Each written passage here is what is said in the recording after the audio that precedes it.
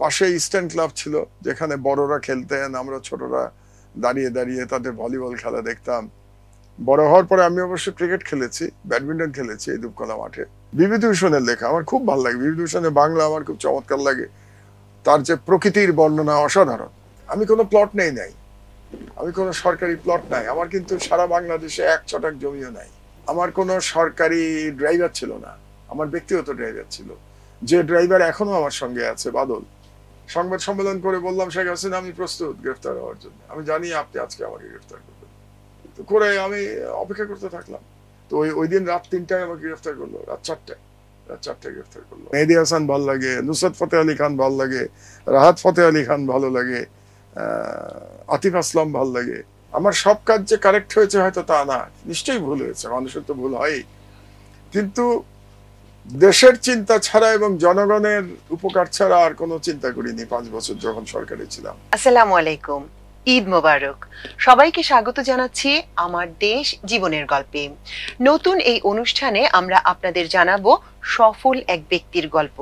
শুধু সফলতাটুকুই নয়, আমরা জানবো তার জীবনের ব্যর্থতার কথাও, শুনবো তার হোঁচট খাওয়া এবং উঠে দাঁড়ানোর গল্প। ব্যক্তি মানুষ হিসেবে তার সেই ত্রুটিগুলোর কথাও জানবো যা তাকে রক্ত মাংসের মানুষ বানায়। আবার সেই গুণগুলোর কথাও শুনবো যা তাকে অন্যদের চেয়ে আলাদা করেছে, বিশেষ করেছে। আমাদের আজকের আয়োজনের অতিথি তেমনই একজন মানুষ, বিশেষণ দিয়ে যাকে পরিচয় করিয়ে দেওয়ার কিছু নেই, যিনি আমাদের একই সঙ্গে খুব কাছের মানুষ, আবার মেধা, প্রতিভা, সততা, শ্রমের বিচারে যিনি আকাশে জ্বলতে থাকা নক্ষত্রের মতো, যার আলোয় আমরা আলোকিত হই, সমৃদ্ধ হই। এই মানুষটির নাম মাহমুদুর রহমান, 21 পদকজয়ী আমার দেশ সম্পাদক। আজ আমরা কথা বলবো ব্যক্তি মাহমুদুর রহমানের সঙ্গে। আকাশচুম্বী সাফল্যের গল্প যেমন তার ঝুলিতে আছে, তেমনি আছে জেল, জুলুম, নির্যাতন, নির্বাসনের অভিজ্ঞতা। সাফল্যগুলোর কথা আমরা প্রায় সবাই জানি না তিক্ত অভিজ্ঞতাগুলোর বিষয় তার মুখের বয়ান।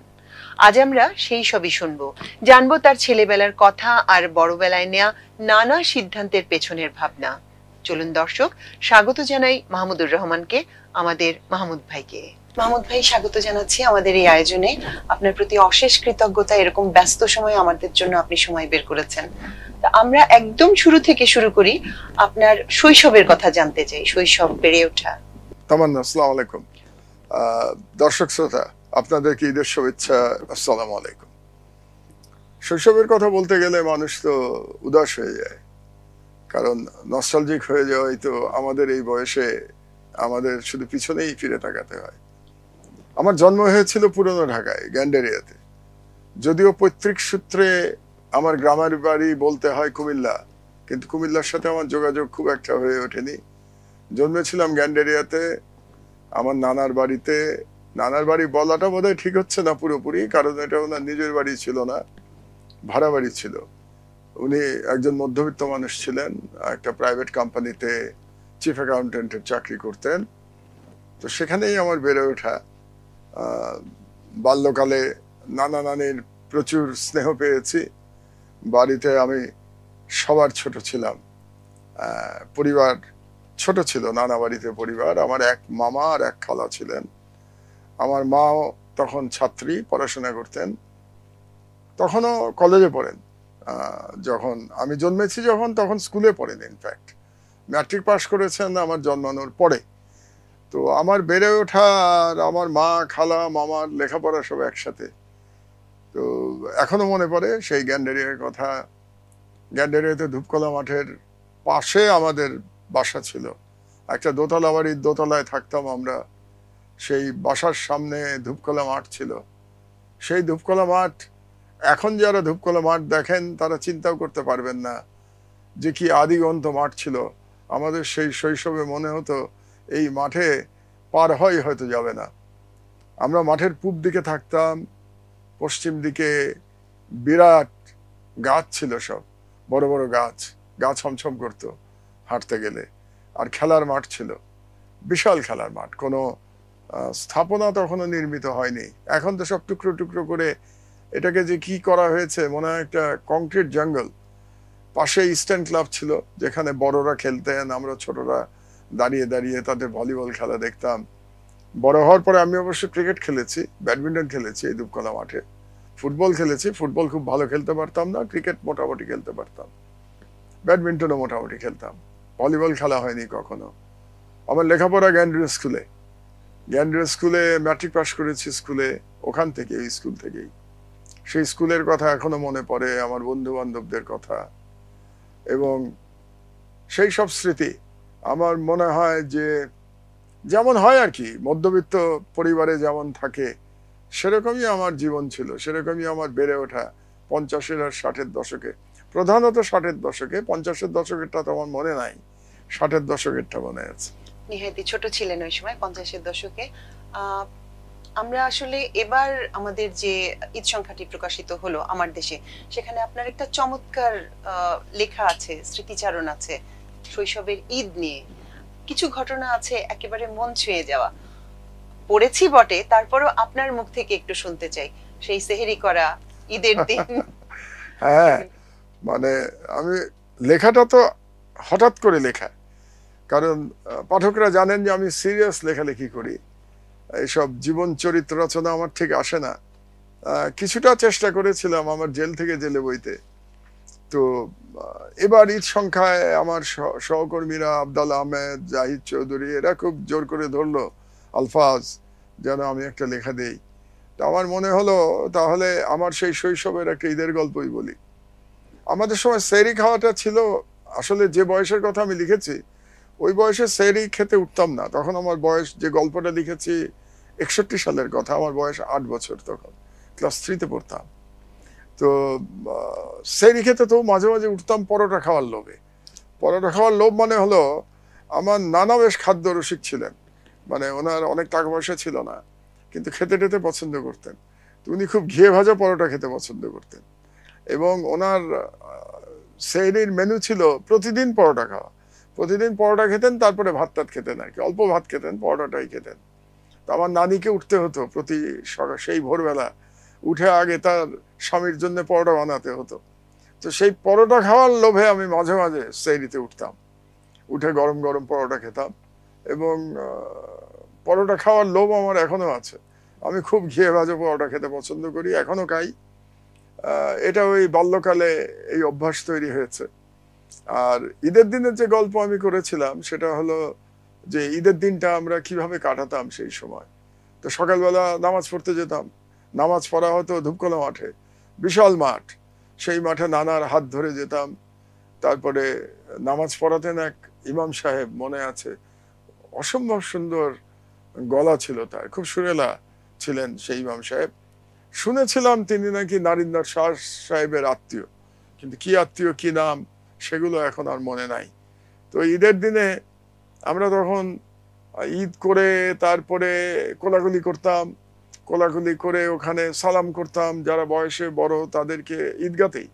তারপরে বাসায় ফিরে আর এক প্রস্থ সালাম করা হতো। তখন অবশ্য সালামের আর একটা কারণ থাকতো, ঈদি পাওয়ার জন্য। তো সবার কাছ থেকে ঈদি পেতাম, কিন্তু ঈদের পুরো টাকা ভাগ্যে জুটতো না, কারণ ক্যাশ পয়সা দেয়া তখন কিন্তু সমাজে বারণ ছিল।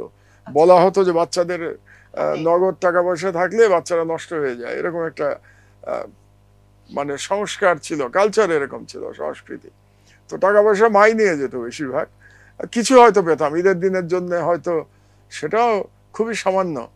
মানে ঈদি টিদি পেলে ওই সময় সবার কাছ থেকে মিলে টিলে 10-20 টাকা তো ঈদি জুটে যেত।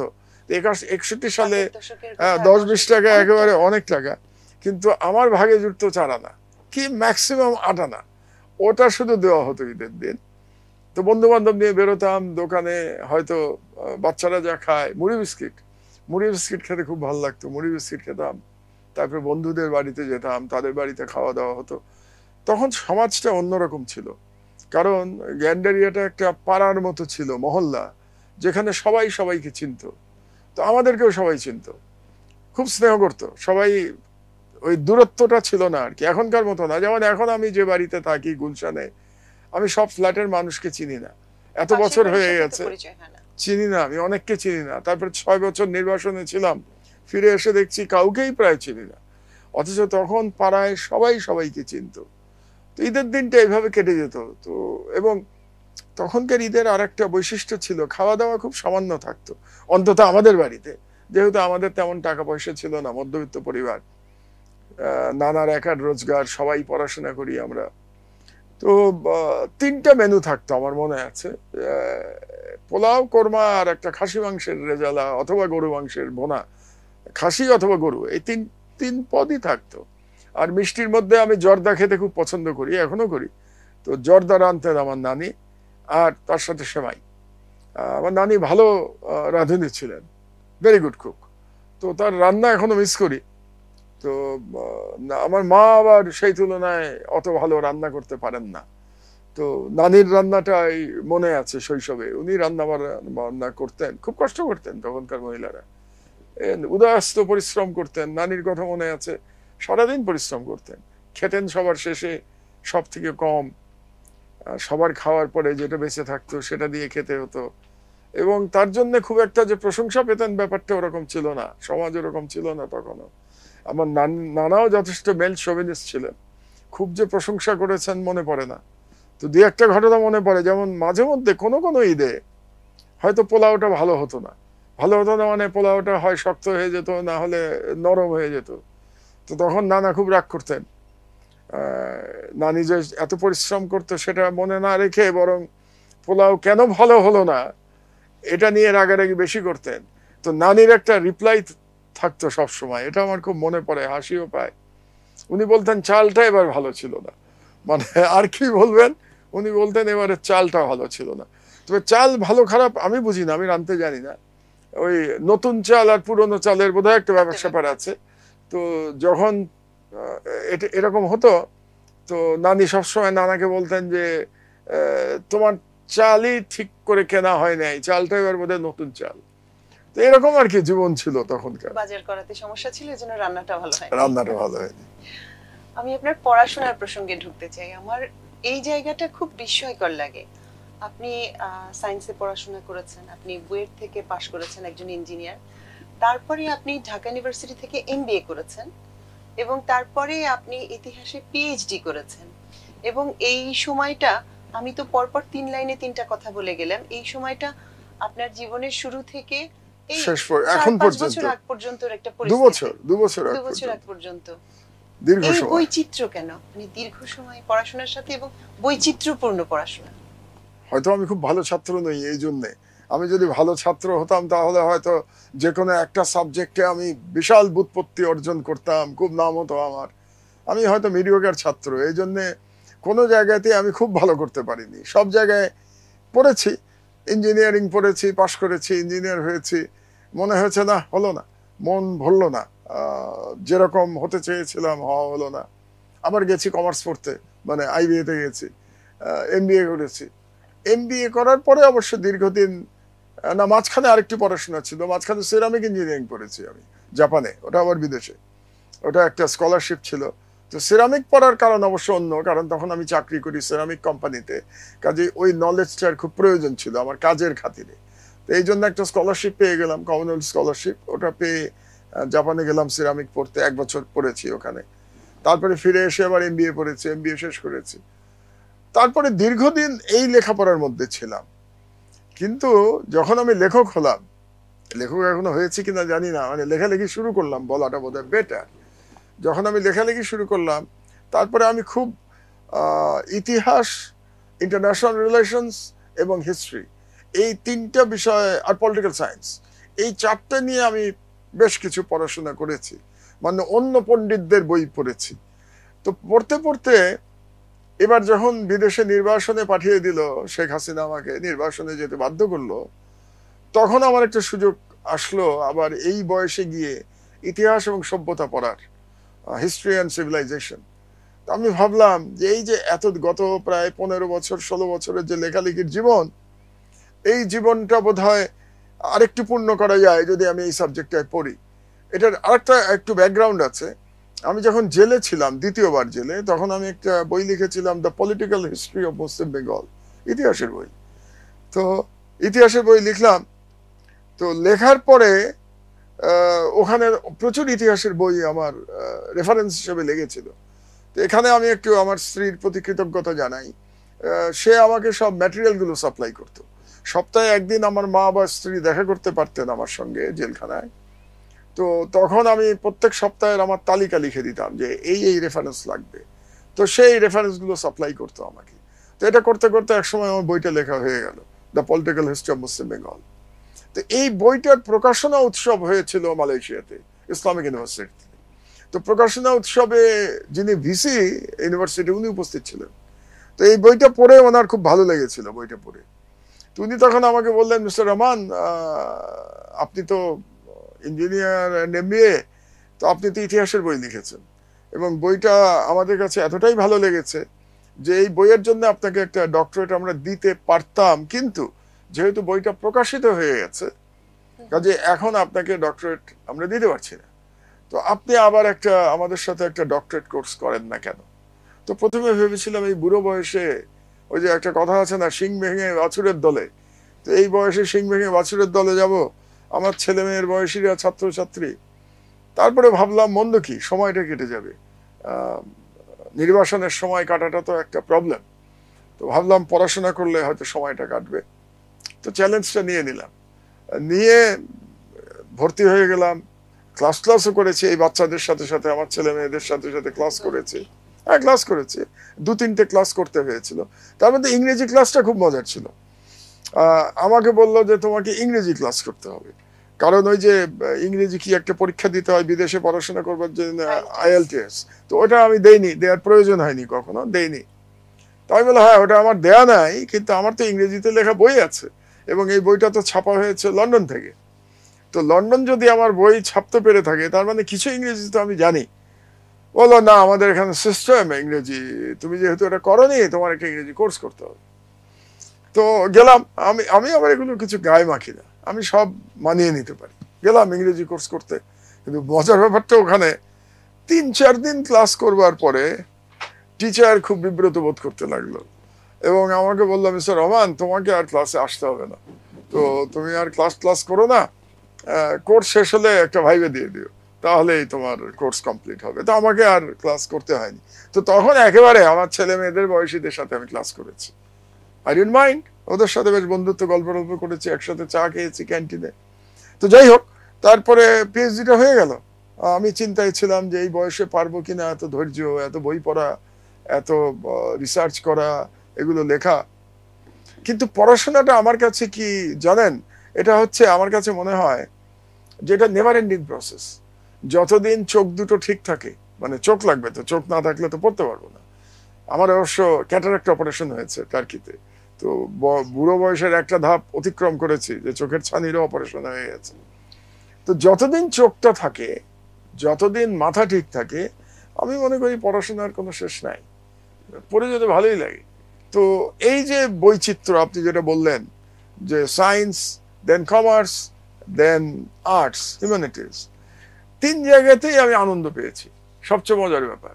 এবং তার মধ্যে বোধহয় সব থেকে বেশি আনন্দ পেয়েছি আমি এই সবচেয়ে বুড়ো বয়সে যেটা করলাম, পিএইচডি করার সময় সবচেয়ে বেশি আনন্দ পেয়েছি, কারণ এই পড়াশোনাটা আমার গত 15 বছরের কাজের সাথে খুব জড়িত ছিল। কারণ এই 15 বছর তো লেখালেখি করেছি পত্রিকায়, 15 বছর ধরে পলিটিক্স নিয়ে কথা বলেছি, বক্তৃতা দিয়েছি, লিখেছি, সুতরাং ভালোই লেগেছে। আমার মনে হয় এখনো যদি আবার সুযোগ পাই আমি, তো আরো পড়তে পারি, বলা যায় না, যদি আমার সেরকম কোনো সুযোগ আসে কিংবা ইচ্ছা হয়। এটা তো অবশ্যই নেভার এন্ডিং একটা প্রসেস, এবং আপনি প্রত্যেকটা ধাপ খুব সাফল্যের সঙ্গে পার করেছেন। শুধু ধাপটা পেরিয়ে এসেছেন তা না, যে যেটা আপনি পড়েছেন সেটা আপনার পরবর্তী কাজেও ব্যাপকভাবে সাহায্য করেছে। আপনার সাফল্যের অংশগুলো দেখে দেখে একটা একটা করে স্পষ্ট হয়ে যায় জিনিসটা। কাজে লেগেছে, আমি সাফল্য কিনা বলবো না, আমি বলবো কাজে লেগেছে। কারণ আমি সেরামিক পড়লাম, সেরামিক ইঞ্জিনিয়ারিং। তো আলহামদুলিল্লাহ বাংলাদেশের সবগুলো সেরামিক ইন্ডাস্ট্রি আমার হাতে তৈরি, সবগুলো। মনু সেরামিক, শাইনপুকুর সেরামিক, এবং তারপর আমার নিজের একটা ছিল আর্টিজান সেরামিক, আমার হাতে তৈরি। বাংলাদেশে বোন চায়নার প্রথম যে টেকনোলজি, এটা আমি এনেছি। সুতরাং যদি সেরামিক ইঞ্জিনিয়ারিং না পড়তাম, আমি কেমিক্যাল ইঞ্জিনিয়ার না হতাম, বুয়েটের ছাত্র না হতাম, তাহলে হয়তো আমি এই সেরামিকে এই কাজটা করতে পারতাম না। তারপরে এমবিএ পড়েছি, এমবিএ যদি না পড়তাম তাহলে আমি কোম্পানি চালাতে পারতাম না, মানে কোম্পানি চালাতে হলে তো শুধুমাত্র ইঞ্জিনিয়ারিং জানলে হয় না, ফাইন্যান্স জানতে হয়, মার্কেটিং জানতে হয়। তো এই যে আমার ঘাটতি যেটা ছিল সেটা পূর্ণ হয়েছে আইবিএতে গিয়ে। তারপরে এই দুটো লেখাপড়ার কম্বিনেশনে আমার কাজে লেগেছে সরকারি কাজে। যখন বেগম খালেদা জিয়া আমাকে প্রাইভেট সেক্টর থেকে এনে উনি আমাকে বিনিয়োগ বোর্ডের চেয়ারম্যান বানালেন। তো ইন্ডাস্ট্রিয়ালাইজেশনের যে কাজটা আমি করতে পারলাম এটা সহজ হয়েছিল যেহেতু আমার ব্যাকগ্রাউন্ড ইঞ্জিনিয়ারিং অ্যান্ড এমবিএ ছিল, আইবিএ ছিল, তো কাজে লেগেছে। আর এখন দেখছি যে যেহেতু পিএইচডি করলাম আমি হিস্ট্রি অ্যান্ড সিভিলাইজেশনে, তো এখন ইতিহাস নিয়ে কাজ করছি, বইপত্র লিখছি, আর্টিকেল লিখছি, আপনাদের পত্রিকাতেও প্রতি সপ্তাহে লিখছি। তো এগুলো লেখাতে কাজ দিচ্ছে।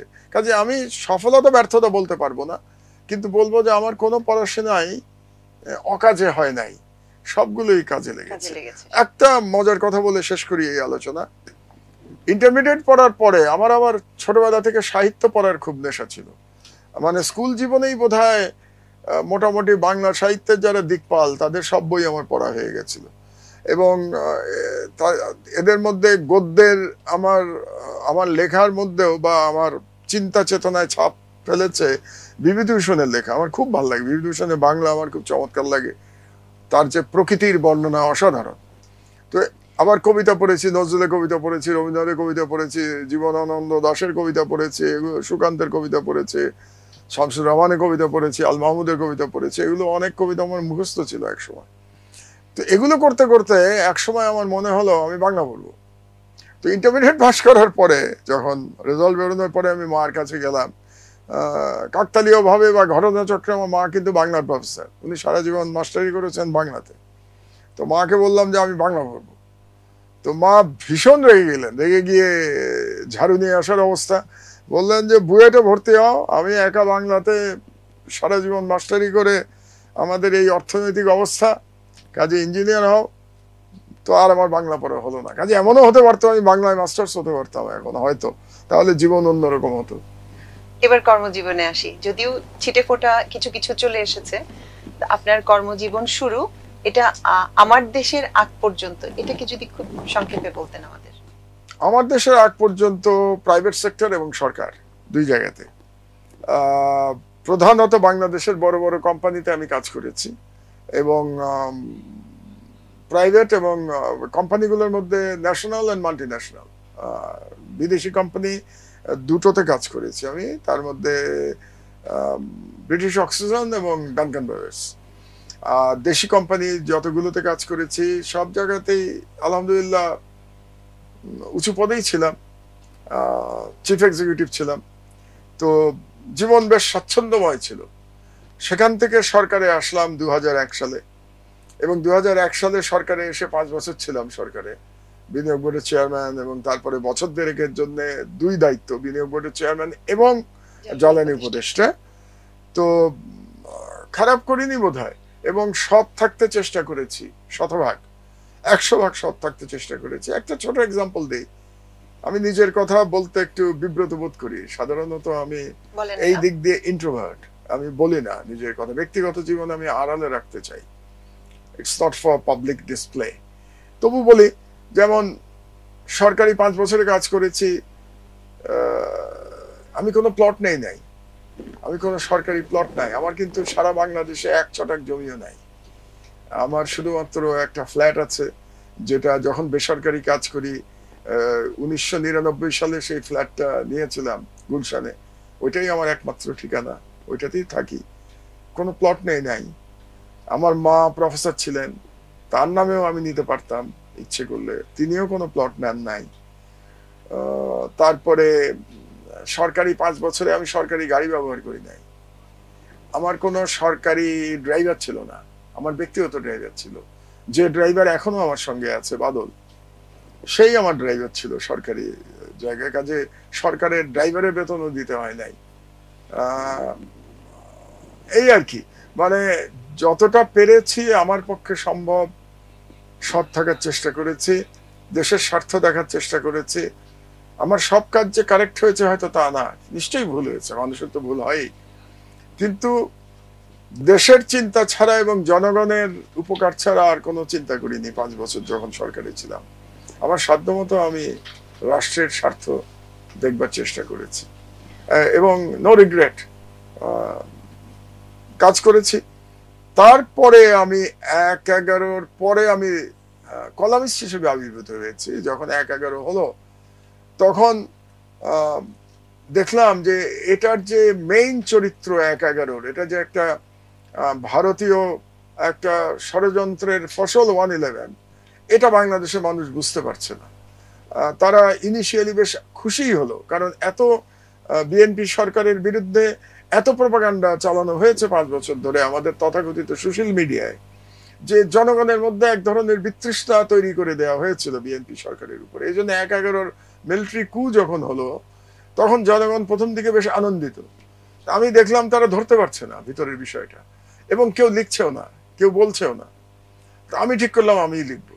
তো তখন নয়া দিগন্ততে আলমগীর মহিউদ্দিন সাহেব এডিটর ছিলেন, এবং আমার খুব ছোট ভাইয়ের মতো ছিল মাসুম খলিলি আর আলফাজ, যে আলফাজ এখন আপনাদের কলিগ, সহযোগী সম্পাদক। সে তখন এডিটোরিয়াল পেজে বোধহয় সাব এডিটর ছিল। তো তাদের সাথে পরিচয় ছিল আমার আগে থেকে। আমি বললাম যে আমি লিখতে চাই। তো তারা প্রথমে অবাক হয়ে গেল, আপনি লিখবেন? কি নিয়ে লিখবেন? আমি পলিটিক্স নিয়ে। তো অবাক হয়ে বলে, আচ্ছা পাঠান একটা। তো প্রথমে একটা আর্টিকেল লিখলাম, ওটা ছাপা হলো, এবং প্রথম আর্টিকেলে খুব পপুলার হয়ে গেল, অত্যন্ত জনপ্রিয়।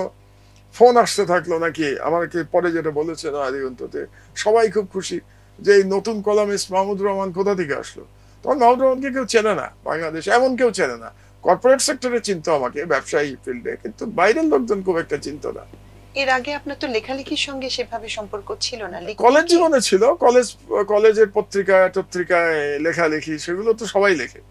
কলেজে স্কুলে রচনা প্রতিযোগিতায় বহুবার চ্যাম্পিয়ন হয়েছি, কাজে সেগুলো লেখার অভ্যাস ছিল, বাট এই ধরনের লেখার অভ্যাস ছিল না। তো এই আমার লেখার জীবন শুরু। তো সেখান থেকেই তারপরে তো আমার দেশের বিষয়টা আসলে একটু বিশেষভাবেই আসতে চাই। আপনি তখন মোটামুটি সচ্ছল, ভালো আছেন, কোনো ঝামেলা নাই, সরকারি বেসরকারি দায়িত্ব পালন করে ফেলেছেন, উঁচু পোস্টে ছিলেন, ওইভাবে কর্তৃত্ব নিয়েছিলেন। তখন এসে আপনি আমার দেশের মতো একটা, তখন তো আমার দেশ ডুবন্ত প্রতিষ্ঠানে ছিল, সম্ভবত কয়েক বছর হয়ে গিয়েছিল, বেতন হচ্ছিল না। আমি নিজে যখন এর আগের দফা আমার দেশে ছিলাম তখন আমারই 6 মাস বাকি পড়ে গিয়েছিল। একটা ভয়ঙ্কর অবস্থায় ছিল আমার দেশ। এরকম একটা ডুবন্ত পত্রিকাকে এর হাল ধরার এই সাহস পেলেন কেন? মানে কিভাবে সিদ্ধান্তটা নিলেন কেন? এটা ইন্টারেস্টিং। এটা আমি তখন মোটামুটি 1.5 বছর আমার লেখক জীবন হয়েছে তখন, এটা সম্ভবত 2008 সালের মাঝামাঝি। তো মোটামুটি তখন কিন্তু আমাকে চেনে সবাই, কলামিস্ট মাহমুদুর রহমানকে তখন চেনে। টক শোতে যাই, কাজে টক শোতে দেখে, কেউ কেউ পছন্দ করে, কেউ কেউ করে না আমার কথাবার্তা, কারণ আমার কথাবার্তা সবসময় একটু চাঁচা ছোলা কথা বলি আমি। তো অনেকে পছন্দ করে, অনেকে করে না। তো সেরকম অবস্থায় আমার সঙ্গে দেখা করতে আসলেন সর্বপ্রথমে সম্ভবত আব্দুল্লাহ এবং আবদাল বোধহয়। দেখা করতে এসে তারা বললেন যে মাহমুদ ভাই, আমাদের পত্রিকা এই অবস্থা। আমার তখন ছোট একটা ইন্ডাস্ট্রি আছে, আর্টিজান সেরামিক। আমার উত্তরাতে অফিস ছিল, আর এই সেরামিক কারখানাটা ছিল শ্রীপুরের দিকে, ময়মনসিংহ এর রাস্তায়। তো ওটাই আমার সম্বল আর কি তখন। তো বললো যে আপনি আমাদের পত্রিকার দায়িত্ব গ্রহণ করেন, আমরা এই পত্রিকাটা শেষ হয়ে যাচ্ছে, পত্রিকাটা ভালো, এবং ওরা বললেন যে আমাদের টিমও ভালো, আপনি আসলে দেখবেন আমাদের টিম ভালো। তো প্রথমে আমি উড়িয়ে দিয়েছিলাম, স্বাভাবিক। প্রথম বললাম যে আমি পত্রিকার কি বুঝি, আর দ্বিতীয়ত আমার টাকা পয়সা কই, মানে পত্রিকা চালাতে হলে তো টাকা পয়সা লাগবে। তো এরপরে তারা হাল ছাড়লো না। মাসখানেক পরে আবার এসে হাজির, সেবার ইয়েকে নিয়ে এসে হাজির, আতাউর সামাদ সাহেবকে নিয়ে এসে হাজির। তো আতাউর সামাদ ভাইয়ের সাথে আমার আগে থেকে পরিচয় ছিল, শ্রদ্ধা করতাম ওনাকে, উনি আমাকে স্নেহ করতেন। এবং ওনার সাথে এক টক শোতে আমার প্রথম বোধে আলাপ হয়েছিল, এনটিভির একটা টক শোতে। আমরা দুজন এরকম করে আপনার সাথে যেমন কথা বলছি আজকে, এরকম আমরা আমাদের জীবনের কথা বলছিলাম। প্রধানত উনি আমি আমার জীবনের কথা বলছিলাম, উনি প্রশ্ন করছিলেন, আর আমি প্রশ্ন করছিলাম, উনি ওনার জীবনের কথা বলছিলাম। ভেরি ইন্টারেস্টিং একটা টক শো ছিল। তো ওখান থেকে উই বিকেম ফ্রেন্ডস, যদিও আমাদের বয়সে অনেক পার্থক্য, কিন্তু অনেকটা বন্ধুসুলভ সম্পর্ক হয়ে গেল। তো উনি এসে বললেন, মাহমুদ ভাই আপনাকে নিতেই হবে, একেবারে নাছোড়বান্দা হয়ে ধরলেন। তো ওই দিন এরপরে আমি মাঠে নামলাম, টাকার খোঁজে। কারণ আমার যে টাকা ছিল শুধু ওই টাকাতে হচ্ছিল না, বেতন দেয়া, কাগজ কেনা, পত্রিকা চালানো। তো 3-4 জন আমি আমার যারা বন্ধু জুনিয়র সবাই, তাদের কাছে বললাম যে এরকম একটা পত্রিকা দিতে চাচ্ছে, তোমরা কি ইন্টারেস্টেড কিনা? তো তারা বলে, মাহমুদ ভাই আপনি যদি থাকেন তাহলে আমরাও আছি। তো এরকম করে আরো 3 জন আসলো আমার সঙ্গে। তো ওই 3 জন আর আমি, এই 4 জন মিলে বলতে পারেন এক পাগলামি সিদ্ধান্ত নিলাম, পত্রিকা চালানোর সিদ্ধান্ত, যেটা আমি কিছু জানি না। তবে ওই 1.5 বছর আমার লেখালেখির জীবনে যেহেতু নয়া দিগন্ততে মাঝে মাঝে যেতাম আমি, তো একটা ধারণা করতে পারছিলাম যে কিভাবে পত্রিকা চলে। আর দ্বিতীয়ত কোম্পানি চালানো অভিজ্ঞতা তো সারা জীবনই কোম্পানি চালিয়েছি, কাজে প্রতিষ্ঠান চালানোটা তো আমার কাছে নতুন ছিল না। চ্যালেঞ্জটা ছিল হচ্ছে মিডিয়া, নিউজ পেপার কিভাবে চলে এটা শেখা। তো তারপরে আমি সম্মত হলাম আর কি, ঝাঁপ দিলাম, অগ্রপশ্চাৎ বিবেচনা না করে ঝাঁপ দিয়ে ফেললাম। না, আগুনে না, আমি বলবো পানিতে ঝাঁপ দিলাম। কেন বলছি? আমি সাঁতার জানি না, তো সাঁতার না জেনে পানিতে ঝাঁপ দেওয়া যেমন, ঠিক তেমনি করে পত্রিকা না জেনে পত্রিকাতে ঝাঁপ দিলাম। এবং আপনি অত্যন্ত সফলভাবে উতরালেন। যদি এটাকে আমি পরীক্ষা হিসেবে বলতে চাই, আমার দেশও একটা সময়, হয়তো তাৎক্ষণিকভাবেই না, কিন্তু আপনি আসার পর থেকে আমার দেশের ডাইমেনশন এক ধরনের পরিবর্তন এসছে। তারপর থেকে আপনি প্রচার সংখ্যার দিক থেকে বলেন অথবা প্রভাবের কথা যদি বলেন, আমার দেশ যেভাবে প্রভাব ফেলেছে, একলাশের পর মতো দাঁড়িয়েছিল একটা দীর্ঘ সময়, এবং একদম বৈরী একটা সময়। খুবই অদ্ভুতভাবে ওই সময়টায় ওই ধরনের সিদ্ধান্ত, ওটা আপনি করলেন কিভাবে? সবার বিরুদ্ধে গিয়ে, আপনার পক্ষে কেউ ছিল না, আপনার মিডিয়ার যে বাকি অংশগুলি, এদের কেউ আপনার পাশে ছিল না। না, কেউ ছিল না। কারণটা হলো কি, আমাদের বাংলাদেশের মিডিয়ার ইতিহাসটা একটু বুঝতে হবে আমাদের। স্বাধীনতার পর থেকেই বাংলাদেশের মিডিয়া প্রধানত ইসলামোফোবিক এবং প্রো ইন্ডিয়ান এলিমেন্টদের দখলে। আমরা পছন্দ করি আর নাই করি, এটাই বাস্তব, এটা বাস্তবতা। এবং এটা শুধুমাত্র কিন্তু মালিকদের মধ্যে না, শুধু যে মালিক পক্ষ ইসলামোফোবিক এবং প্রো ইন্ডিয়ান তা না, এন্টায়ার সাংবাদিক সমাজের মধ্যে একটা বৃহৎ অংশ দুর্ভাগ্যজনকভাবে তারাও ইসলামোফোবিক এবং প্রো ইন্ডিয়ান, ভারত ঘেঁষা। তারা মনে করে, কারণ কি জানেন, এটা হচ্ছে এক ধরনের জাতে উঠতে চাওয়া। এই যে বাঙালি মুসলমানের যে আইডেন্টিটি, এই আইডেন্টিটিটা নিয়ে এখনো আমাদের মধ্যে এক ধরনের দ্বিধাদ্বন্দ্ব কাজ করে। এবং এটার কারণে আমরা মনে করি আমাদের যদি জাতে উঠতে হয় তাহলে কলকাতার সংস্কৃতিকে আমাদের ধারণ করতে হবে, আমরা কলকাতার লাইফস্টাইলে আমরা চলবো, রবীন্দ্রনাথকে পূজা করতে পারলে আমি কালচার্ড। এই যে কালচার্ড শব্দটা, এই যে সার্টিফিকেট পাওয়ার একটা নেশা, এই নেশার থেকেই প্রধানত আমি মনে করি বাংলাদেশের মিডিয়ার অধিকাংশ সাংবাদিক, লেখক, কলামিস্ট তারা প্রো ইন্ডিয়ান হতে চেয়েছেন, এবং প্রো ইন্ডিয়ান হতে গিয়ে তারা ইসলামোফোবিক হয়েছেন। কারণ এটার সাথে এর একটা লড়াই তো আছেই। আমি পত্রিকা নিয়ে চিন্তা করলাম যে আমি তো টাকার জন্য পত্রিকাতে আসি নাই, আমি পত্রিকা নিয়েছি এটাকে এক ধরনের লড়াইয়ের হাতিয়ার করবার জন্য। সেই লড়াইয়ের হাতিয়ারটা কি? আমার যে বাঙালি মুসলমানের যে আইডেন্টিটি, এটাকে মাথা উঁচু করে বলা। কোন একটা মিডিয়া মাথা উঁচু করে বলবে, হ্যাঁ আমি বাঙালি মুসলমানের কথা বলি, এরকম একটা পত্রিকা দরকার। ওই সময় কেউ ছিল না, কেউ ছিল না, কেউ ছিল না বলবো না। নয়া দিগন্ত চেষ্টা করতো, ইনকিলাব চেষ্টা করতো কিছুটা, কিন্তু তারা, আমার যেটা ধারণা, এখন তারা হয়তো মাইন্ড করতে পারে আমার কথা শুনে, কিন্তু আমার ধারণা তারা বাঙালি মুসলমানের বিষয়টা না দেখে তারা ইসলাম দেখতে গেছে বেশি। আমি যদি এডিটোরিয়াল পলিসি দুটো পত্রিকারই দেখি, তো আমার কাছে মনে হবে যে যেমন ইনকিলাব, তারা ইসলামের কথা বলতে গেছে, কিন্তু বাঙালি মুসলমানের কথাটা তেমন ভাবে বলে নাই। একই কথা বোধ হয় নয়া দিগন্তের ক্ষেত্রেও প্রযোজ্য। সংগ্রাম ছিল, বাট সংগ্রাম is a party news paper. Party news paper উঠতে পারে না, দলীয় সংবাদপত্র জীবনে উঠতে পারে নাই। তা যদি উঠতে পারতো তাহলে আওয়ামী লীগের বাংলার বাণী পার্টি পত্রিকা, বাংলার বাণী বন্ধ হয়ে যেত না। তো আওয়ামী লীগ পারে নাই তার পার্টি পত্রিকা রাখতে, তার মানে পার্টি পত্রিকা রাখা খুব মুশকিল। বিএনপিও পারে নাই, নয় দিনকাল কেউ পড়ে না। তো সংগ্রামেরও একই অবস্থা। সেখানে বাঙালি মুসলমানের যে সাংস্কৃতিক লড়াই, এই লড়াইয়ের ব্যাপারটা আমার দেশ পরিষ্কার করে বলতে পেরেছে, ন্যারেটিভটা তৈরি করতে পেরেছে আমার দেশ, এবং আমার ওইটাই উদ্দেশ্য ছিল, এবং উদ্দেশ্য থেকে আমি এই সিদ্ধান্তগুলো নিয়েছি। এবং নিতে গিয়ে আমার মনে হয়েছে যে বাঙালি মুসলমানের identity and the political right, রাজনৈতিক যে অধিকার, এটার সব থেকে বড় এনিমি হচ্ছে আওয়ামী লীগ এবং শেখ হাসিনা। কারণ আওয়ামী লীগ এবং শেখ হাসিনা তারা দিল্লির এজেন্ট হিসেবে কাজ করেছে বাংলাদেশে 1972 সাল থেকে। সুতরাং তারা আমাদের সব থেকে বড় শত্রু, সবচেয়ে বড় এনিমি। বাংলাদেশের মানুষের, অধিকাংশ মানুষের সবচেয়ে বড় এনিমি হচ্ছে শেখ হাসিনা এবং আওয়ামী লীগ। এটা চিন্তা করে আমার দেশের সিদ্ধান্তটা নিলাম, এবং শেখ হাসিনার সাথে দুটো ঘটনায় আমার লড়াইটা অনেকটা পার্সোনাল হয়ে গেল, এবং সেটার জন্য অনেকেই তখন আমাকে বলেছিল আপনি এত আগে কেন করতে গেলেন। এই অভিযোগ কিন্তু আমার কলিগদেরও ছিল। একটা ঘটনা হলো 2009 সালের ডিসেম্বরে আমরা একটা নিউজ ছাপলাম জয়ের দুর্নীতি নিয়ে। জয় এবং তৌফিক এলাহি, যে এখন জেলে, জ্বালানি উপদেষ্টা, তাদের এক ঘুষের অভিযোগ নিয়ে আমরা একটা হেডলাইন নিউজ করলাম। এই নিউজ করার পরে 2009 সালের ডিসেম্বর, চিন্তা করে দেখেন, ক্ষমতায় এসছে হাসিনা 2009 সালের জানুয়ারিতে, তার মানে 1 বছরও তখন পূর্ণ হয়নি। এবং এটা দেওয়ার পরে লাইফের উপরে অ্যাটাক হলো আব্দুল্লাহ এই নিউজের ইয়ে ছিল আর কি, সাংবাদিক ছিল, প্রতিবেদক ছিল আব্দুল্লাহ, আর আমার উপরে, যেহেতু আমি সম্পাদক ছিলাম, আমাদের উপরে লাইফের উপরে অ্যাটাক হলো।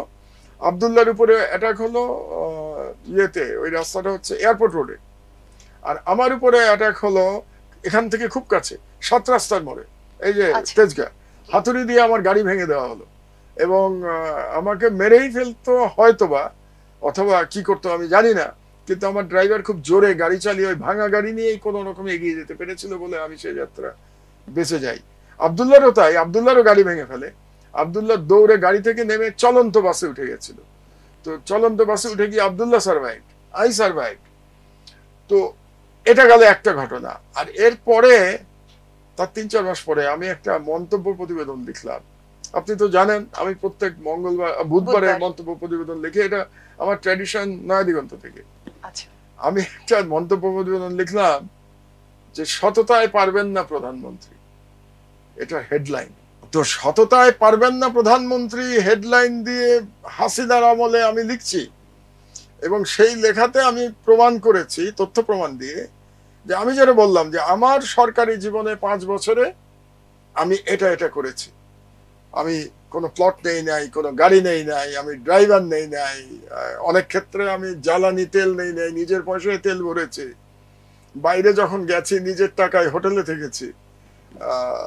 আর আপনার জীবন, মানে আমি শেখ হাসিনাকে বলছি আমার লেখায়, আপনার জীবনে পদে পদে দুর্নীতি, এটা বলে আমি তার লিস্ট দিয়ে দিলাম 1-11 সময় তার বিরুদ্ধে যে মামলাগুলো হয়েছিল, যে কত টাকা আপনি দুর্নীতি করেছেন।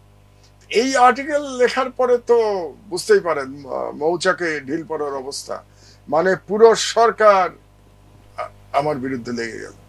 তো লেগে যাওয়ার পরে এটা পার্সোনাল লেভেলে চলে গেল। কাজেই এর পরবর্তী যে সময়টা, এই আর্টিকেল লিখলাম আমি 2010 সালে, 9 সালে তো ওই নিউজ বেরোলো, আর 10 সালে আর্টিকেল লিখলাম।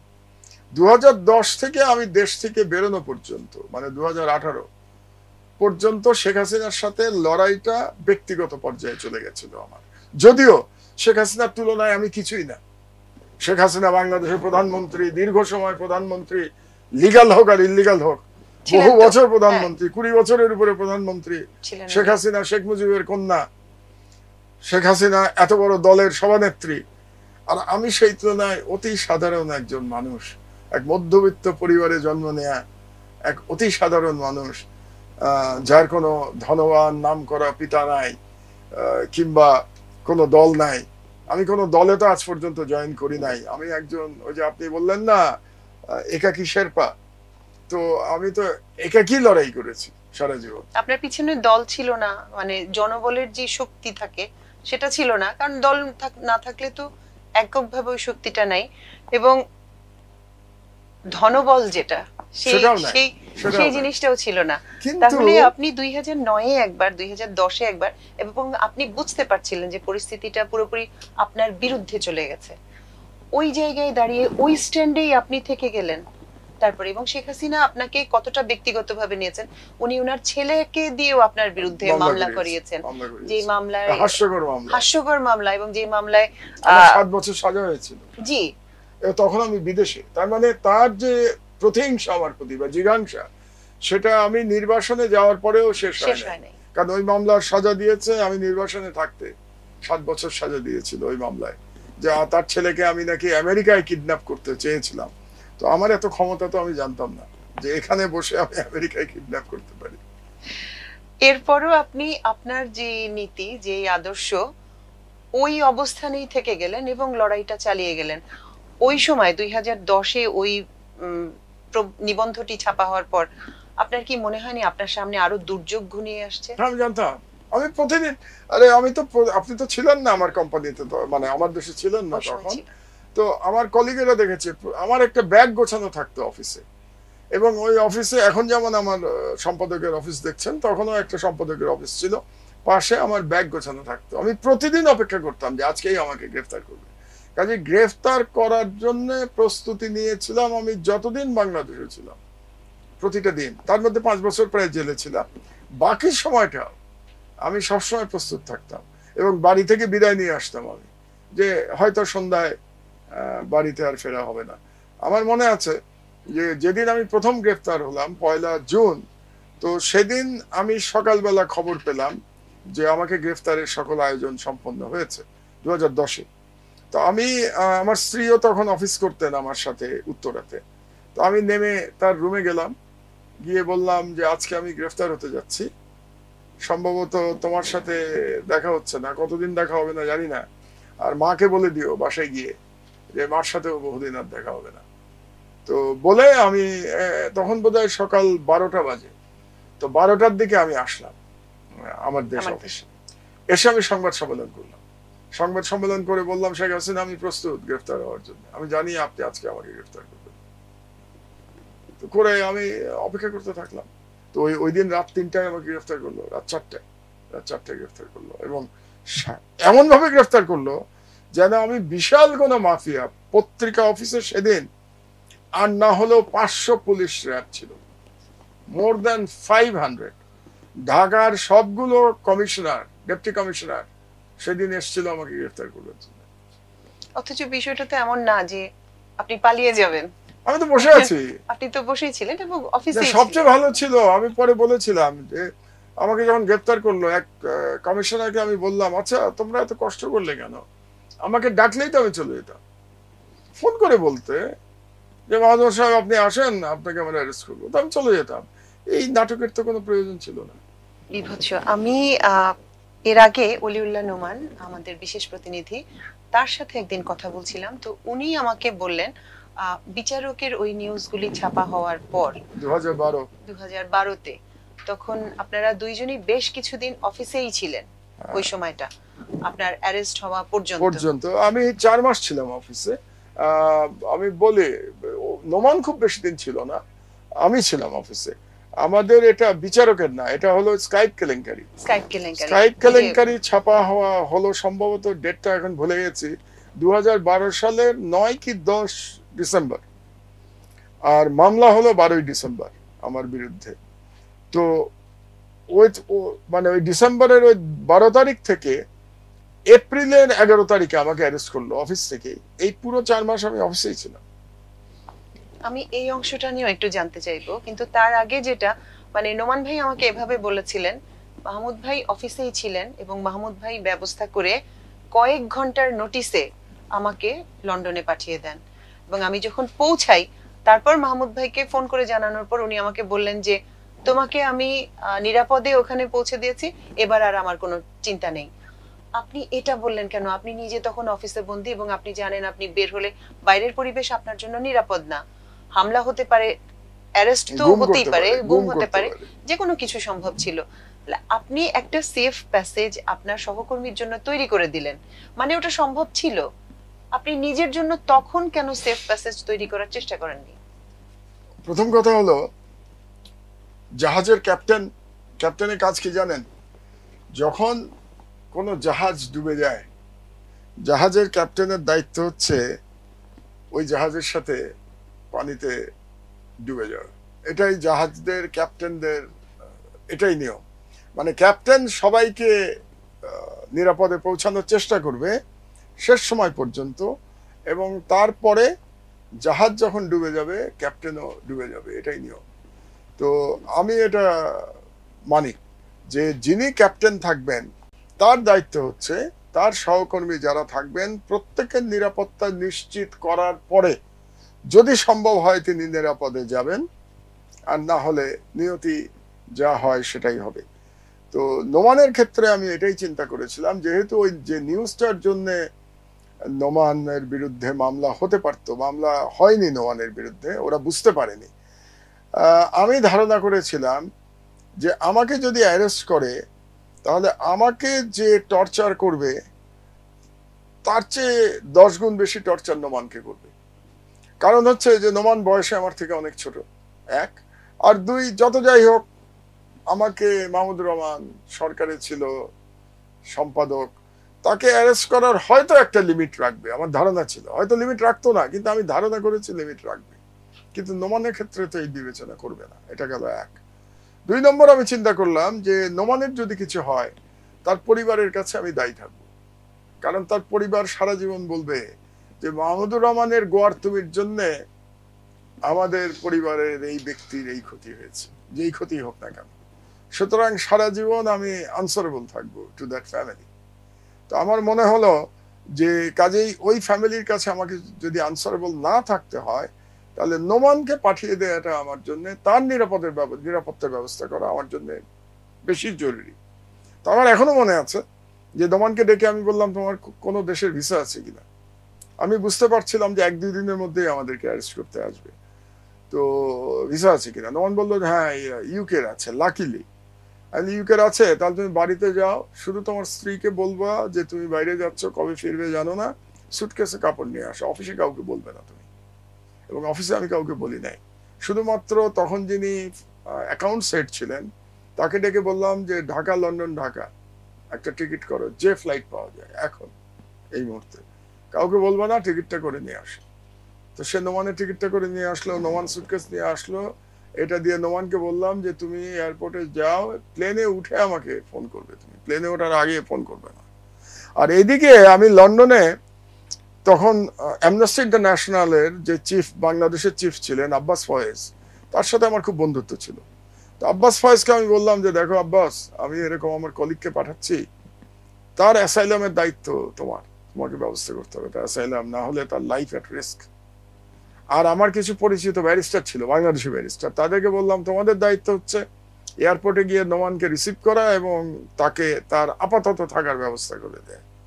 এই কাজগুলো করে নোমানকে বললাম এয়ারপোর্টে গিয়ে তুমি আমাকে ফোন করবে, এয়ারপোর্টে না, তুমি প্লেনে উঠে ফোন করবে, কারণ আমি শিওর ছিলাম না ও বার হতে পারবে কিনা ইমিগ্রেশন দিয়ে। তো ভাগ্য ভালো নোমানের, বার হতে পারলো এবং এয়ারপোর্টে গিয়ে আমাকে ফোন করলো। তো ফোন করার পর আমি বললাম আলহামদুলিল্লাহ, এবার তুমি আমাকে ফোন করবে হিথ্রো এয়ারপোর্ট পার হয়ে, কারণ আমার ভয় লাগছিল আবার হিথ্রো এয়ারপোর্টে ওকে আটকে দেয় ইমিগ্রেশন, বেরিয়ে গিয়ে ফোন করবে। তা আমার মনে আছে আমার সারা রাত ঘুমায় নেই, নোমানের চিন্তায় আমার সারা রাত ঘুমায় নেই যে ও কি পৌঁছাতে পারলো, ইমিগ্রেশন পার হতে পারলো। এবং ইমিগ্রেশন পার হয়ে ওর সময় লেগেছিল অন্য কারণে, ওর কাছে ফোন ছিল না, এবং ও যে ব্যক্তি ওকে নিয়ে গেছিল সেও আমাকে জানাতে ভুলে গেছিল, এই জন্য ও যাওয়ার পরেও 3-4 ঘন্টা পার হয়ে গেছে, তবু আমি জানি না, আমি অস্থির হয়ে গেছিলাম। আমি ভেবেছিলাম যে নোমান কি বের হতে পারলো কিনা।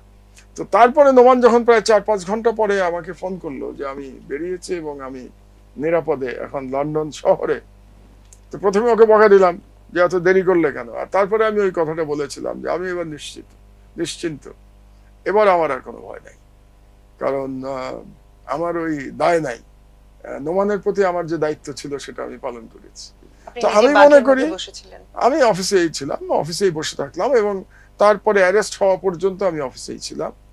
আমি মনে করি, যেমন আপনি বললেন যে পত্রিকা, ডুবন্ত পত্রিকা ছিল, তো পত্রিকা নেয়ার পরে আমি একটা কথা বলেছিলাম আমার সাংবাদিক সহকর্মীদের, এবং এখনো এটা আমি পালন করার চেষ্টা করি।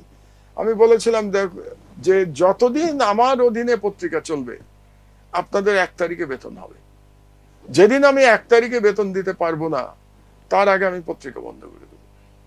আলহামদুলিল্লাহ, এখনো ওই নীতিতেই আছেন? আলহামদুলিল্লাহ, আমি পত্রিকা সরকার বন্ধ করে দেওয়া পর্যন্ত কোনোদিন 2 তারিখ হয়নি আমাদের স্যালারি। মানে 2008 সালে আমি নিলাম, 2013-তে পত্রিকা বন্ধ হলো, 5 বছর, এবং বৈরী পরিবেশে অ্যাড পাচ্ছি না, কারণ সরকার কোনো বিজ্ঞাপন দিচ্ছে না, প্রাইভেট কোম্পানি বিজ্ঞাপন দিচ্ছে না, কারণ ভয়। বাংলাদেশ না ভয়, এক ভয়ে 2 নম্বর আরেকটা প্রবলেম আছে প্রাইভেট কোম্পানি নিয়ে বাংলাদেশের অ্যাড যারা কন্ট্রোল করে তারা সবাই ইসলামোফোবিক। এই যে অ্যাড যারা এই কোম্পানিগুলোর যদি আপনি ব্যাকগ্রাউন্ড দেখেন, তারা সবাই ইসলামোফোবিক অ্যান্ড প্রো ইন্ডিয়ান। তো তারা আমার দেশকে শত্রু বিবেচনা করে। কাজেই শুধু যে প্রাইভেট কোম্পানি অ্যাড দিতে চায় না, ব্যাপারটা সেরকম না, মানে তারা ভয় পায় অবশ্যই। দ্বিতীয়ত, এই যারা এই সমস্ত অ্যাড কোম্পানি, তারাও আমার দেশকে অ্যাভয়েড করে, এবং সেটা এখনো চলছে। সেটা এখনো যে নাই তা তো না, তবে এখন যেহেতু সরকার ফ্রেন্ডলি গভর্নমেন্ট, কাজে সেই দিক দিয়ে আমরা একটু ভালো অবস্থায় আছি। তো আজ পর্যন্ত আমার দেশের ওই ট্র্যাডিশনে এখনো একই আছে, আলহামদুলিল্লাহ। একই আছে। এবার একটু অন্যরকম ইস্যুতে যাই। 2018-র জুন মাসে আপনার উপর হামলা হয়। জুলাই মাসে, জুলাই মাসে 22 জুলাই ফিজিক্যালি অ্যাটাক করে। ওই সময় যে প্রধান পত্রিকাগুলি ছিল, এখন পর্যন্ত যারা নিজেদেরকে শীর্ষস্থানীয় পত্রিকা বলে দাবি করে, আমি সেই সব পত্রিকাতেও গিয়ে দেখেছি ওই দিনের ঘটনা সম্পর্কে তারা বলেছেন, নাম উল্লেখ করে, আমি নামগুলো না হয় নাই বলি, ছাত্রলীগের ওখানকার যে সভাপতি ছিল সে ছিল সরাসরি হামলার মধ্যে, এবং তখন পুলিশ যারা ছিল, নিরাপত্তার দায়িত্বে যারা ছিলেন, ঘটনাটার সময় তারা সবাই চারপাশে দাঁড়িয়েই ছিলেন, দাঁড়িয়ে তারা পাহারা দিচ্ছিল, আক্রমণকারীদের পাহারা দিচ্ছিল। ঘটনাটা নিশ্চিত করেছে যাতে এটা সুসম্পন্ন হতে পারে যতদূর তারা করতে চেয়েছে। আপনার গাড়িতে হামলার প্রচুর ছবি টবিও আমি দেখলাম। তো এই পরিস্থিতিতে দাঁড়িয়ে, আজকের পরিস্থিতিতে দাঁড়িয়ে, আজকের পরিবর্তনের পর, গত 5 আগস্টে যে পরিবর্তনের মধ্যে দিয়ে আমরা গেলাম, আজকের পরিস্থিতিতে দাঁড়িয়ে ওই নামগুলো তো আপনার ভুলার কথা না। একদম ক্ষমতার শীর্ষ পর্যায় থেকে আপনার ব্যাপারে যা করেছে, আমি একটু আগেও বলছিলাম যে নিজের ছেলেকে পর্যন্ত ব্যবহার করে আপনাকে একটা পানিশমেন্টের মধ্যে দিয়ে নিয়ে যাওয়ার প্রসেস, পারলে আমাকে মৃত্যুদণ্ড দিত আমার ধারণা। ওই পরিস্থিতির মধ্যে গিয়েছেন। এখন আপনার মনের মধ্যে কিছু হয় না? ওই নামগুলো, ওই চেহারাগুলো, পুলিশ প্রোটেকশনে আপনার উপর হামলা করা হয়েছে, এবং এই পুলিশ টুলিশ কেউ অচেনা না, কেউ ভিন গ্রহ থেকে আসে নাই, সবাই আমাদেরই। আপনার কখনো মনে হয় নাই যে এই লোকগুলোর কোনো শাস্তি হওয়া উচিত? আমি যতদূর জানি আপনার বিরুদ্ধে 130টি মামলা ছিল, অর্থ কেলেঙ্কারি থেকে শুরু করে যা যা করা যায়, রাষ্ট্রদ্রোহিতা পর্যন্ত। অর্থ কেলেঙ্কারি নাই, যেহেতু অর্থ কেলেঙ্কারি পায় নাই, যেটা মামলা করেছে সেটা হলো সম্পদের হিসেব না দেওয়ার মামলা, এবং আমি সম্পদের হিসেব দিতে অস্বীকার করেছিলাম। আমি বলেছিলাম যে যেহেতু আমার বিরুদ্ধে কোনো দুর্নীতির অভিযোগ নাই, কাজেই তোমরা রাজনৈতিক কারণে আমার কাছে সম্পদের হিসাব চাইছো, সেটা দুদক আইনের লঙ্ঘন। যেহেতু তোমরা দুদক আইন লঙ্ঘন করছো, সেই জন্য আমি হিসাব দেব না। এটা মামলা করেছে, সেই মামলা করেছে। আলহামদুলিল্লাহ, গত মাসে এই মামলা তারা আমাকে নির্দোষ বলেছে এবং দুদককে দোষী বলেছে, এই গত মাসে হাইকোর্টে। কিন্তু ওই মামলাতে আমার কিন্তু 3 বছর জেল খাটা হয়ে গেছে। কাজে জেল খাটা আমার হয়ে গেছে, কিন্তু আমার একটা নৈতিক বিজয় হয়েছে। কারণ জেল খাটা আমার কাছে কোনো ব্যাপার না। আমি সরকারের বিরুদ্ধে লড়াই করছি, সরকার আমাকে গায়ের জোর দেখাচ্ছে, জেলে নিয়ে গেছে, it's part of it, fair enough. কিন্তু এই যে একটা মিথ্যা মামলা আমার বিরুদ্ধে করলো, এটার বিরুদ্ধে আমার লড়াইটা ছিল। আলহামদুলিল্লাহ, হাইকোর্টে শেষ পর্যন্ত কত বছর পরে, 2010 আর 15 বছর পরে ন্যায় বিচার পেলাম। তো একটা কথা আছে, justice delayed is justice denied. তো সেটা থাকলেও আমি আনন্দিত যে অন্তত এই মামলাটা যে রাজনৈতিক উদ্দেশ্য প্রণোদিত ছিল এবং একটা ভুয়া মামলা।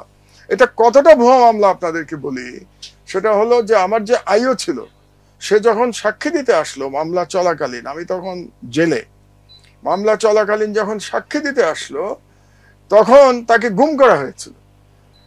কারণ সে সাক্ষী যদি দেয়, তাহলে সাক্ষীতে সে সত্য কথা বলে দেবে যে মাহমুদুর রহমানের বিরুদ্ধে কোনো দুর্নীতির কোনো অভিযোগ নাই, এটা বলে দেবে। এই কারণে তাকে গুম করা পর্যন্ত।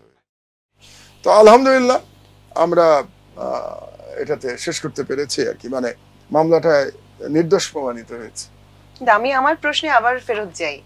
আপনার এখন কি মনে হয় না যে আপনাকে এইভাবে, আপনি তো রক্ত মাংসের মানুষ একজন, আপনার সময়গুলি জীবন থেকে 11 কাজের বছর, সময়গুলি 11 এভাবে বছর। চলে গেছে, ঝরে গেছে, ওই সময়গুলিতে যারা এর জন্য দায়ী তাদের বিরুদ্ধে কোনো ব্যবস্থা আমি নিতে- একটা মামলা করেছি, একটা মামলাই আমি শুধু করেছি, সেটা শেখ হাসিনার বিরুদ্ধে, ওই ঘটনা নিয়েই।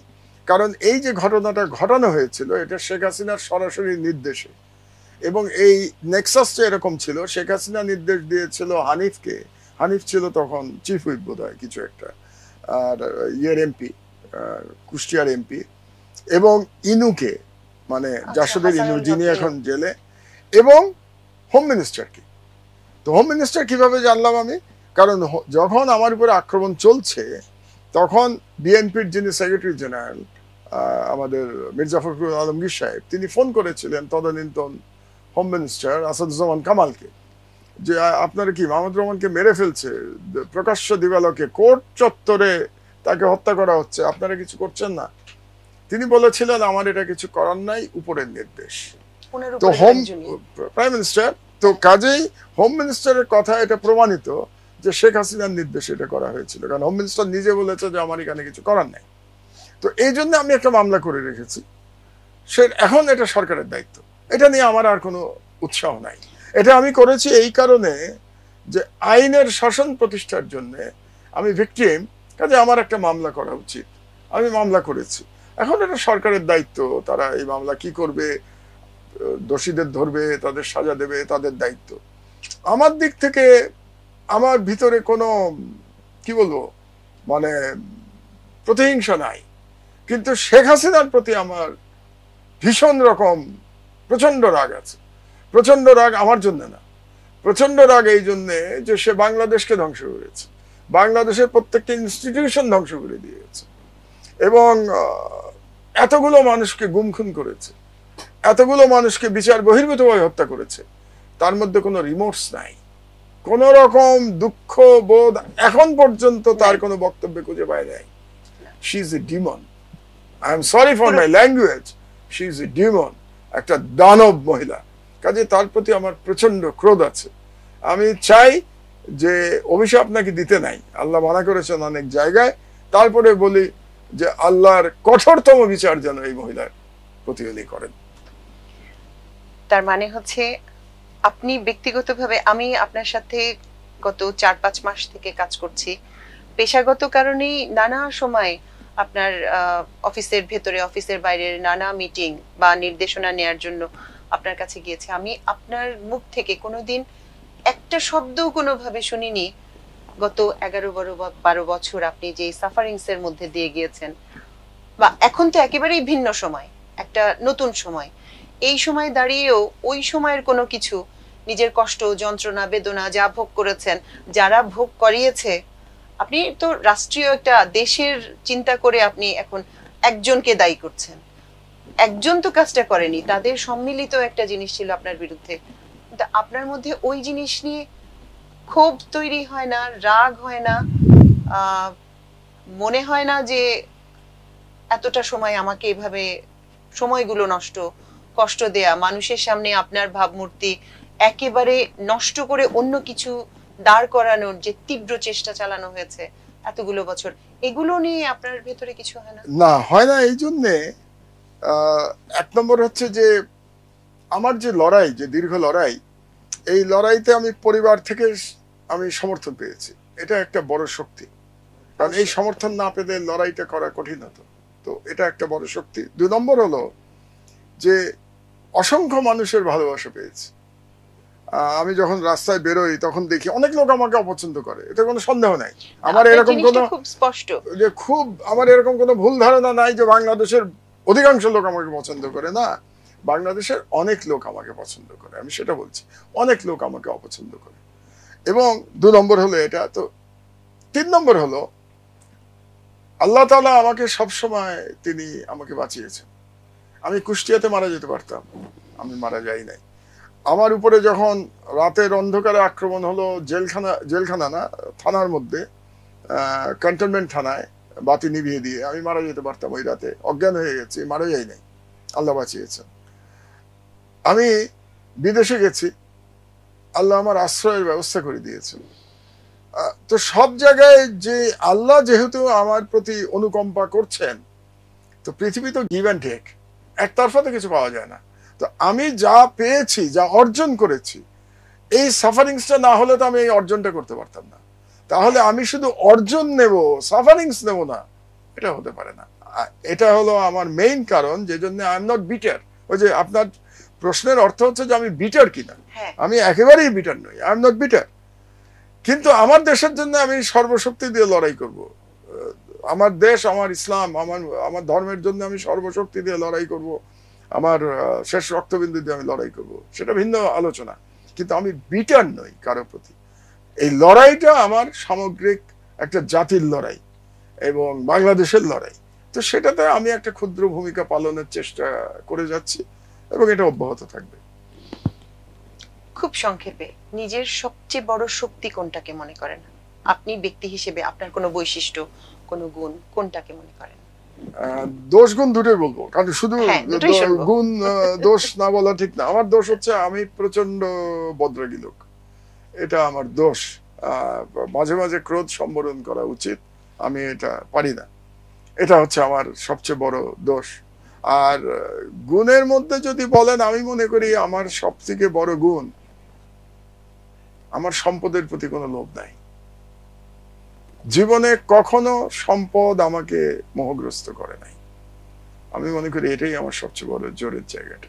আপনার দৃষ্টিতে আপনার পুরো জীবনের এই পর্যন্ত সবচেয়ে বড় ব্যর্থতা কি? ব্যর্থতা বলবো না, অনুশোচনা আছে। আমার মনে হয় আমার প্রিয়জনদের প্রতি আমি আমার কর্তব্য পালন করতে পারি নাই, তো এর জন্য আমার একটা অনুশোচনা আছে। বিশেষত যারা মারা গেছেন আমার প্রিয়জনের মধ্যে, তাদের প্রতি তো আর দায়িত্ব পালনের কোনো সুযোগ নাই। কাজে সেটা আমাকে মাঝে মাঝে দুঃখ দেয় যে আমি হয়তো তাদের প্রতি আমার দায়িত্বটা পালন করতে পারলাম না। তো যারা মারা গেছেন তাদের মধ্যে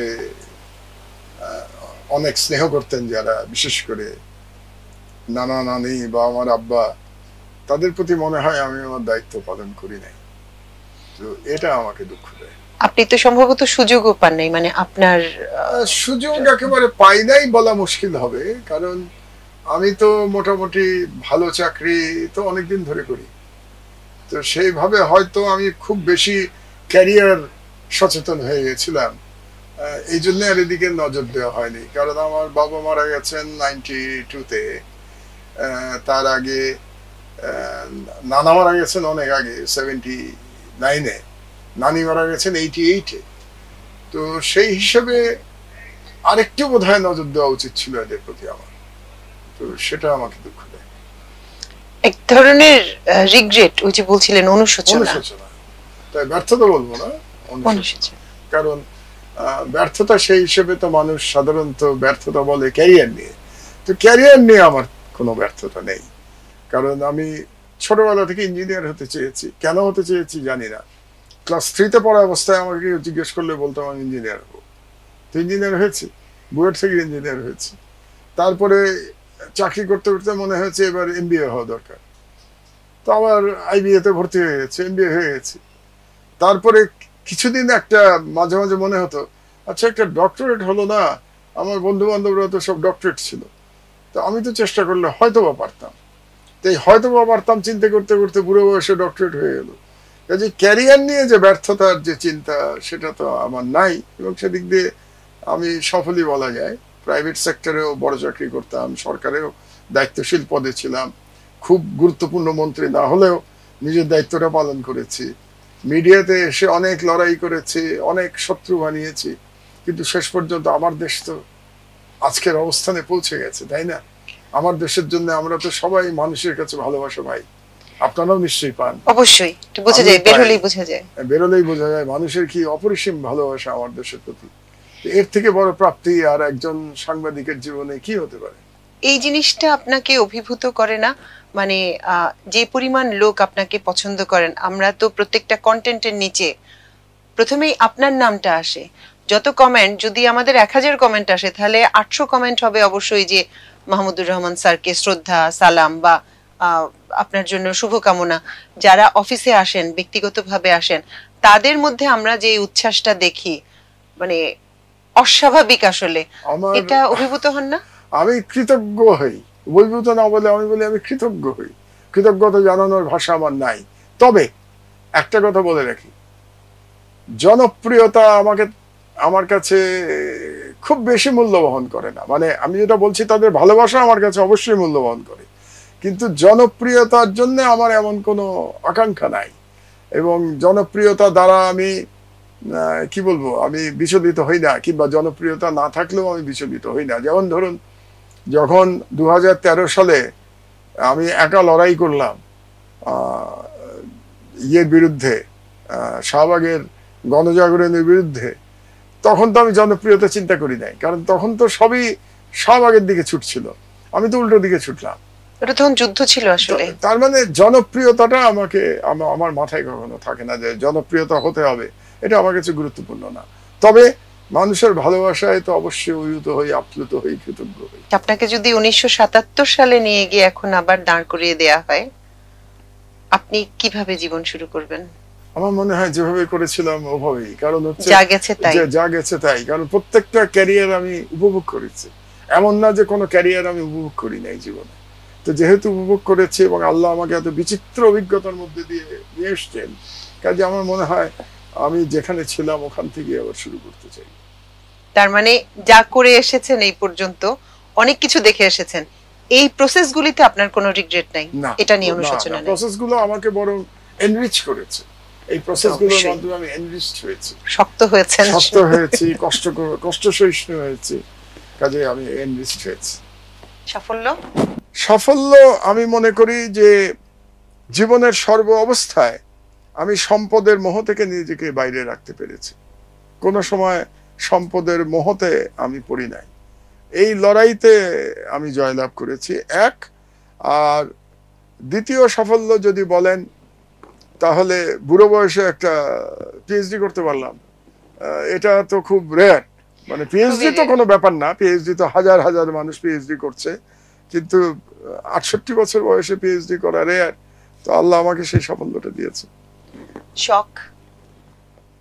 শখের মধ্যে আমি ক্রিকেট খেলা দেখতে খুব পছন্দ করি, এটা একটা শখ। ক্রিকেট খেলতে খুব পছন্দ করি, কিন্তু বয়স হয়ে গেছে, এখন আর খেলার বয়স নাই, ক্রিকেট খেলতে পারি না, এটা আমি খুব মিস করি।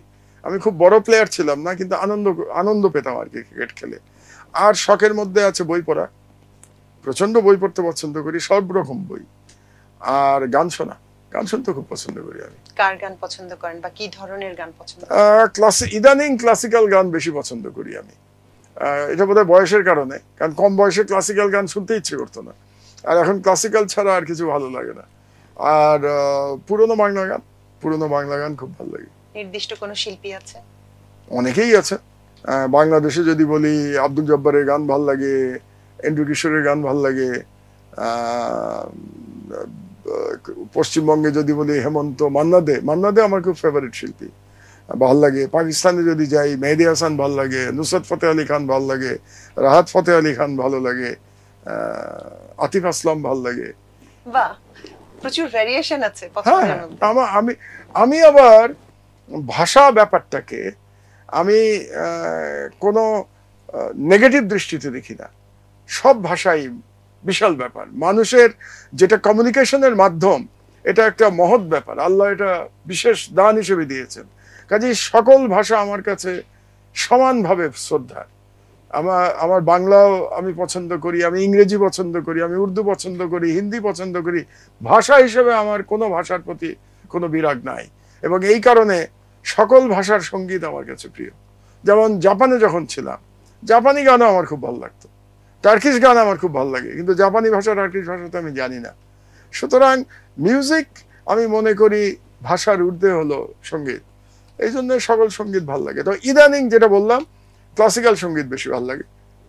আমি মনে করি নুসরত ফতেহ আলী খান, মানে ওনার মতো আর একজন আসবে কিনা জানি না, মানে এরকম সঙ্গীত শিল্পী হয়তো 100 বছরে একজন আসে। অবসরে কোন কাজটা সবচেয়ে পছন্দ করেন? অবসর তো পাই না এখন, মানে গত এই পত্রিকা বের করার পর থেকে তো আমি মনে হয় এক মুহূর্তের অবসর পাই নাই। অবসরে বই পড়তে পছন্দ করি, মাঝে মাঝে সিনেমা দেখি মাঝে মাঝে যদি সময় পাই। দেশি বিদেশি আহ, সব, এখানেও আমার ওই সঙ্গীতের মতে সবকিছু দেখি। ভালো সিনেমা, ভালো হতে হবে। আমাদের অনেকক্ষণ সময় দিয়েছেন আপনি, এই জন্য আবারও আপনার কাছে অশেষ কৃতজ্ঞতা জানাচ্ছি। আশা করি আমরা এরকমই একটা আড্ডায়, আপনি তো রাজনৈতিকভাবে অনেক কিছু বলেন, একেবারে আপনার ভাষা যেটা চাছাছোলা ভাবে, ওইটার বাদ দিয়েও যে ব্যক্তি মাহমুদুর রহমান একটু অন্যরকম কিছু, আজকে বোধহয় দর্শকরা তার খানিকটা বুঝতে পারবে, আমরাও খানিকটা আজকে বোঝা গেল। আপনাকে অসংখ্য ধন্যবাদ। ধন্যবাদ তামান্না। দর্শক শ্রোতা, ধন্যবাদ আপনাদেরকে। আসসালামু আলাইকুম, আবার ঈদ মোবারক। দর্শক, আমাদের আজকের আয়োজন এ পর্যন্তই। এরপর থেকে প্রতি রবিবার আমরা আপনাদের সামনে হাজির হব আমাদের এই নতুন আয়োজন আমার দেশ জীবনের গল্প নিয়ে। কথা বলবো কোনো ব্যক্তির সঙ্গে। প্রতি সপ্তাহের এই আয়োজনে আশা করি আপনাদের সবাইকে সঙ্গে পাবো। আজকের মতো এখানেই বিদায় নিচ্ছি। আল্লাহ আপনাদের সবাইকে ভালো রাখুন, সুস্থ রাখুন, এবং দেখুন, শুনুন, পড়ুন, সাবস্ক্রাইব করুন, শেয়ার করুন, এবং অবশ্যই অবশ্যই কমেন্ট করুন আমার দেশে। এতক্ষণ সঙ্গে থাকার জন্য অশেষ কৃতজ্ঞতা। আল্লাহ হাফেজ, ঈদ মোবারক।